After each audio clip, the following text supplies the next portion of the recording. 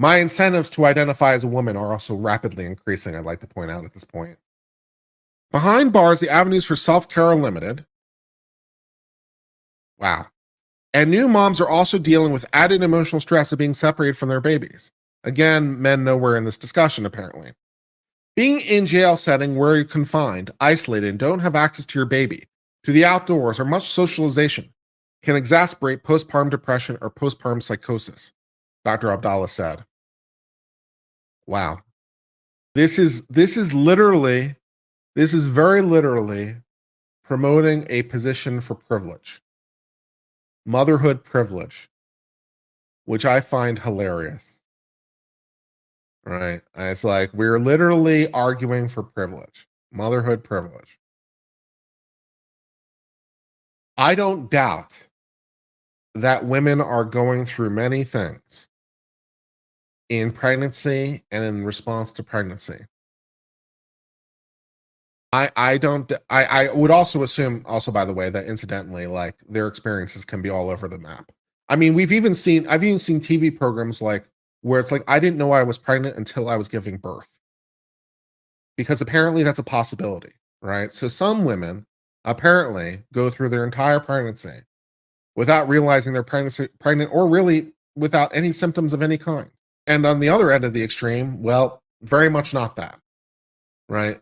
And then, of course, some women have very easy births and some women don't. And some women basically bounce back immediately and some women don't. It's all over the map, right? So, I mean, I don't doubt that there are some women who have very strong hormonal, emotional, and physical repercussions from pregnancy, from birth, and the aftermath of birth.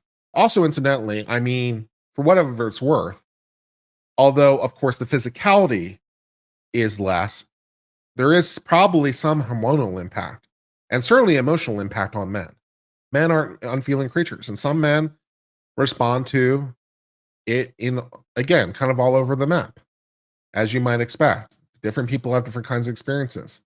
This is about one step away from just being a woman pass. You know how you cannot be separated from your community? Not committing prison offenses. That would help. Because one of the purposes of prison, from a like theory of why we punish, is isolation.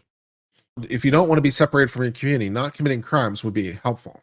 These experiences led James to found the National Council for Incarcerated and Formerly Incarcerated Women's and Girls, a nonprofit organization that works to keep women and girls out of prison and jail.